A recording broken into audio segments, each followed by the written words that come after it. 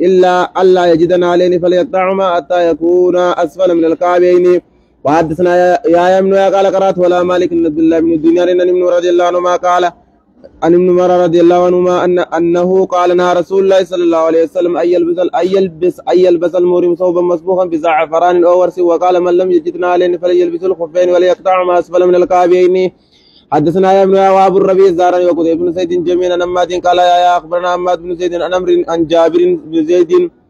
عن ابن عباس رضي الله عنهما قال سمعت رسول الله صلى الله عليه وسلم وهو يخطب يقول السراويل لمن لم يجد الازار والخفان لمن لم يجد عليه يعني المورمه. حدثنا امام بن شهر حدثنا محمد يعني بن جعفر وحدثني ابو حسان الرازي حدثنا باز قال جميعا حدثنا شعبة عن عمرو بن دينار بهذا الاسناد. أنه سمع النبي صلى الله عليه وسلم يخطب بعرفات فذكر هذا الحديث. ذكر شوف مقولا زاخنا ما سمج الخيا. وحدثنا أبو بكر بن شيبة حدثنا سفيان بن عيينة وحدثنا يا ابن أخبرنا هشام وحدثنا أبو كريب حدثنا وكيع عن سفيان وحدثنا علي بن خشر أخبرنا عيسى بن يونس عن ابن جريج وحدثنا علي بن حجر حدثنا إسماعيل عن أيوب كل هؤلاء عن عمرو بن دينار بهذا الإسناد. باتي كل هؤلاء جرخينيا ذاتي أماد وريف جرخينيا. ولم يذكر أحد منهم يخطب بعرفات خير شوبة وعده. وحدثنا احمد بن عبد الله بن يونس حدثنا زهير حدثنا ابو الزبير جابر رضي الله عنه قال رسول الله صلى الله عليه وسلم من لم يجد عليه فليلبس خفين ومن لم يجد ازارا فليلبس سراويل. حدثنا شيبان بن فروخ حدثنا امام حدثنا عطاء بن ابي رباح عن صفوان بن يعلى بن أمية النبي رضي الله عنه قال جاء رجل الى النبي صلى الله عليه وسلم وهو بالجيرانة عليه جبة وعليها خلوق. ابن رجل جنجو وقال سرت سفرة فقال كيف تأمرني أن أصنع في عمرتي؟ قال وأنزل على النبي صلى الله عليه وسلم الوحي فستر بثوبه. وكان أعلى يقول وددت أن يرى النبي صلى الله عليه وسلم وقد نزل عليه الوحي قال فقال يسرك أن تنظر إلى النبي صلى الله عليه وسلم وقد أنزل عليه الوحي قال فرفع عمر طرف الثوب فنظرت إليه له خطيط. قال ورسا الرسول أفتاتين. قال وآسبه قال كخطيط البكر. قال فلما سرينه قال إن السائل عن الأمرة يغسل عن كثرة السفرة أو قال سر الخلوق واخلع عنك جبتك واصنع في امرتك ما أنت ثاني في حجتك. وحدثنا ابن أبي عمر قال حدثنا سفيان عن عمرو أن أتى صفوان بن يعلى النبي قال أتى النبي صلى الله عليه وسلم رجل وهو بالجيرانة وأنا عند النبي صلى الله عليه وسلم وعليه مقطعات يعني جبة وهو متدمخ بالخلوق فقال إني أرمت بالأمرة وعلي هذا وأنا متدمخ بالخلوق. فقال له النبي صلى الله عليه وسلم ما كنت ثانيا في حجتك؟ قال أنزع عني هذه الثياب وأغسل عني هذا الخلوق. فقال له النبي صلى الله عليه وسلم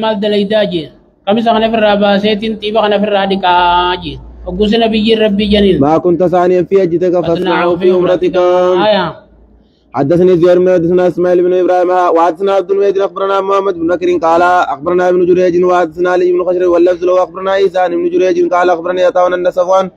بن يعلى بن أمية أخبره أن يعلى كان يقول لعمر بن الخطاب رضي الله عنه ليتني أرى النبي صلى الله عليه وسلم حين ينزل عليه. فلما كان النبي صلى الله عليه وسلم بالجيرانة وعلى النبي صلى الله عليه وسلم ثوب قد أظلل به عليه معه ناس من أصحابه فيهم عمر إذ جاء رجل عليه جبة صوف متدمخ بطيب فقال يا رسول الله كيف ترى في رجل أعربي مرة في جبة بعدما تدمخ بطيب؟ فنظر إليه النبي صلى الله عليه وسلم ساعة ثم سكت فجاء الوحي فأشار عمر بيده إلى يعلى بن أمية تعالى فجاء يعلى فأدخل رأسه فإذا النبي صلى الله عليه وسلم مخمر الوجه يخط ساعة ثم سريانه فقال أين الذي سألني لنمرة عارفا فالتمس الرجل فجيء به فقال النبي صلى الله عليه وسلم متئ الذي بك فاغسله ثلاث مرات وأما الجبة فانزئها ثم اصنع في امرتك ما تصنع في حجتك. وحدثنا عقبة بن مركب من أمي ومحمد بن رافع ولفظ بن رافع قال حدثنا وابن جرير بن حازم حدثنا أبي قال سمعت كيزي وحدثنا تاين عن صفوان بن يعلى بن أمية النبي رضي الله عنه أن رجلا أتى النبي صلى الله عليه وسلم وهو بالجيرانة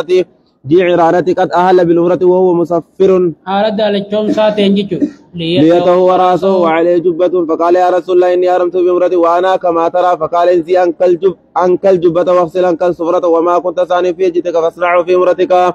وحدثني إسحاق بن مسعود أخبرنا أبو علي عبيد الله بن عبد المجيد حدثنا رفاعة بن أبي معروف قال سمعت عطاء قال أخبرني صفوان بن يعلى عن أبي رضي الله عنه قال كنا مع رسول الله صلى الله عليه وسلم فأتى رجل عليه جبة بها أثر من خلوق فقال يا رسول الله إني أرمت بعمرة فكيف أفعل؟ فسكت فلم يرجع إليه وكان عمر يستره إذا أنزل عليه الوحي يذل. فقلت لعمر رضي الله إني إذا أنزل لي الوحي أن أدخل رأسي معه في الصوب فلما أنزل لي خمره عمر رضي الله عنه بالصوب فجئته فأدخلت رأسي معه في الصوب فنظرت إليه فلما سر أنه قال إن السائل آنفا للامرأة فقام لي الرجل فقال انزي عنك جبتك واغسل أثر الخلوق الذي بك وفعل في امرتك ما كنت فاعلا في أجدك باب مواقيت الحج والعمرة. حدثنا يا ابن وخلف بن هشام وابو الربيع وقتيبة جميعا عماد قال يا اخبرنا عماد بن زيد عن عمرو بن دينار عن طاووس بن عباس رضي الله عنهما قال وقال رسول الله صلى الله عليه وسلم لاهل المدينة ذو الحليفة ولاهل الشام الجوف ولاهل نجد قرن المنازل ولاهل اليمن يلملم قال فهن لهن لمن اتى عليهن من خير اهلهن ممن اراد الحج والعمرة فمن كان دونهن فمن اهله وكذا فكذلك تعال مكة يهلون منها. حدثنا ابو بن ابي شيبة حدثنا يا ابن ادم حدثنا وهيب حدثنا عبد الله بن وهكذا الأقرب أقسم ما كشريات خرجت ميقاتا خرج أبا كشريات وكم الراجل إلى تاجن جوا. حدثنا عبد الله بن طاووس النبي عن ابن عباس رضي الله عنهما أن رسول الله صلى الله عليه وسلم وقتل لأهل المسجد ذو الحليفة وأهل الشام الجوف ولأهل نجد كرن المنازل لأهل اليمن يلملم وقال لهن ولكل آت أتى عليهن من خير مما أراد الحج والعمرة ومن كان دون ذلك فمن حيث إن شاء تعال مكة من مكة. وحدثنا يا ابن قال قرأت على مالك أن نافع بن رضي الله عنهما أن رسول الله صلى الله عليه وسلم قال يهل أهل المدينة من ذي الحليفة وأهل الشام من الجوفة وأهل نجد من قرن. قال عبد الله وبلغني أن رسول الله صلى الله عليه وسلم قال ويهل أهل اليمن من يلملم. وحدثني زهير بن أبي عمر قال ابن أبي عمر حدثنا سفيان عن الزهري عن سالم عن ابي رضي الله عنه ان رسول الله صلى الله عليه وسلم قال يهل اهل المدينه من ذي الحليفه ويهل اهل الشام من الجوفه ويهل اهل نجد من قرن. قال ابن رضي الله عنه وذكر لي ولم اسمع ان رسول الله صلى الله عليه وسلم قال ويهل اهل اليمن من يلملم. وحدثني ارمتنا اخبرنا ابن وهب اخبرني يونس بن شهاب عن سالم بن عبد الله بن الخطاب رضي الله عنه والنبي قال سمعت رسول الله صلى الله عليه وسلم يقول مهل اهل المدينه ذو الحليفه ومهل اهل الشام ميحاته وهي الجوفة ومهل أهل نجد قرن. قال عبد الله بن رضي الله عنهما وزعموا أن رسول الله صلى الله عليه وسلم ولم أسمع ذلك منه وقال ومهل أهل اليمن يلملم. حدثنا يا ابن أيوب وقتيبة بن سعيد وعلي بن حجر قال يا أخبرنا وقال آخر حدثنا إسماعيل بن جعفر بن عبد الله بن دينار أنه سمع ابن رضي الله عنهما قال أمر رسول الله صلى الله عليه وسلم على المدينة يهل من ذي الحليفة وعلى الشام من الجوفة وعلى نجد من قرن. وقال عبد الله بن رضي الله عنهما وأخبرت أنه قال ويهل على اليمن يلم. حدثنا إسحاق بن إبراهيم أخبرنا روح بن عبادة حدثنا ابن جريج أخبرني أبو الزبير أنه سمع جابر بن عبد الله رضي الله عنهما يسأل عن المهل فقال سمعت ثم انتهى فقال أراه يعني النبي صلى الله عليه وسلم سمعت جيت الأبته فقال جي أراه ننسى يعني النبي فده آية. وحدثني محمد بن وعبد الوهيد كلاهما محمد بن بكر قال عبد اخبرنا محمد اخبرنا ابن جريج اخبرني ابو الزبير انه سمع جابر بن عبد الله رضي الله عنهما يسال عن المهل فقال سمعت آسف رفع الى النبي صلى الله عليه وسلم فقال مهل على المدينة من ذي الحليفة والطريق الآخر الجوفة ومهل على العراق من ذات إرك ومهل على نجد من قرن ومهل على اليمن من يلملم. باب التلبية وصفتها ووقتها. حدثنا يا ابن التميمي قال قرات ولا مالك عن نافع بن عبد الله بن رضي الله عنه ان تلبية رسول الله صلى الله عليه وسلم لبيك اللهم لبيك لبيك لا شريك لك لبيك ان لم تكن نعمة لك والملك لا شريك لك. قال وكان عبد الله بن رضي الله عنه يزيد فيها لبيك لبيك وصادق والخير بيديك لبيك والرخباء اليك والامل. حدثنا محمد بن عباس حدثنا حاتم يعني بن اسماعيل عن موسى بن عقبة سالم بن عبد الله بن والنافع مولى عبد الله وحمزة بن عبد الله بن عبد الله بن رضي الله عنهما ان رسول الله صلى الله عليه وسلم كان اذا استوت به راحلته قائمة عند مسجد ذي الحليفة اهل فقال لبيك اللهم لبيك لبيك لا شريك لك لبيك ان لم تكن نعمة لك والملك لا شريك لك. قالوا وكان عبد الله بن رضي الله عنهما يقول هذه تلبية رسول الله صلى الله عليه وسلم. كان نافع كان عبد الله رضي الله عنه يزيد مع هذا لبيك لبيك وصادق والخير بيديك لبيك والرخباء اليك والامل. وحدثنا محمد بن حدثنا يا ابن يعني بن سعيد عن عبيد الله اخبرنا عن ابن عمر رضي الله عنهما قال تلقفت التلبية من في رسول الله صلى الله عليه وسلم أفار رسولاتها فذكر بمثل حديثهم فذكر عبيد الله له آية بمثل حديثهم مثل جرره فدبرسنيت دبته سالمي في نافي فادا آية.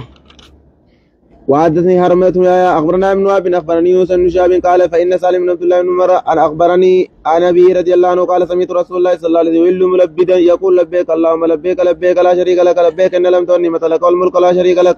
لا يزيد هؤلاء الكلمات. وإن عبد الله بن عمر رضي الله عنهما كان يقول كان رسول الله صلى الله عليه وسلم يركب بذو الحليفة ركعتين ثم استوت به الناقة قائمة عند مسجد ذو الحليفة أعل بهؤلاء الكلمات. وكان عبد الله بن عمر رضي الله عنهما يقول كان عمر بن الخطاب رضي الله عنه يهل بهلال رسول الله صلى الله عليه وسلم من هؤلاء الكلمات ويقول لبيك اللهم لبيك لبيك وسعدك والخير في يديك لبيك والرخباء إليك والأعمل.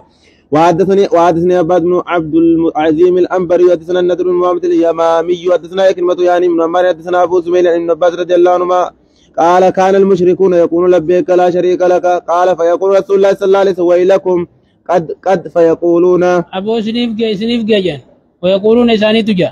إلا شريكا هو لك تملكه وما ملك شريكا أتملكت ملي وأنني ملخوس خملكت ملي جريتدان يقولون هذا وهم يطوفون بالبيت باب امر اهل المدينه بالايران من عند مسجد ذو الحليفه. حدثنا يا ابن قال قرات ولا مالك ان موسى بن عقبه سالم بن عبد الله انه سمع ابا رضي الله عنه يقول بيتاؤكم هذه التي تكذبون على رسول الله صلى الله عليه وسلم رسول الله يجب فيها ما اهل رسول الله صلى الله عليه وسلم من عند المسجد يعني ذو الحليفه. وحدثنا قتيبة بن سعيد حدثنا ساتم يعني ابن اسماعيل موسى بن عقبة سالم قال كان ابن رضي الله عنهما اذا قيل له اليرى من البيداء قال البيداء الذي تكذبون فيه على رسول الله صلى الله عليه وسلم على رسول الله صلى الله عليه وسلم من عند الشجرة حين قام به بئره باب الإهلال من حيث تنعد الراحلة. بكم قال لي ما ولينكات أشرا لكم ماس وحدثنا يا ابن قال قرات ولا مالك عن سعيد بن ابي سعيد المقبوري عن عبيد الله بن جرير انه قال لعبد الله بن رضي الله عنهما يا ابا عبد الرحمن رايتك تصنع اربعا لما راى احد من اصحابك يصنع ما قال ما هن يا ابن جرير قال رايتك لا تمس من الاركان الا اليماني ورأيتك تلبس النعل السبتية ورأيتك تسبق بالصفرة ورأيتك اذا كنت بك تعال الناس اذا رأوا الهلال ولم تولي لن حتى يكون يوم التروية. وكان عبد الله بن عمر اما الاركان فاني لمر رسول الله صلى الله عليه وسلم يمس اليمانيين واما النعال السبتية فاني رايت رسول الله صلى الله عليه وسلم يلبس النعال التي ليس فيها شعر ويتودع فيها فانا احب ان البسها. واما الصفرة فاني رايت رسول الله صلى الله عليه وسلم يسبق بها فانا احب ان اسبق بها. واما الهلال فاني لمر رسول الله صلى الله عليه وسلم يهل حتى تنبعث به راحلته. حدثني هارون بن سعيد الهليلي حدثنا ابن وهب حدثني ابو صخر عن ابن قسيط عن عبيد الله بن جرير قال حججت مع عبد الله بن عمر بن الخطاب رضي الله عنهما بين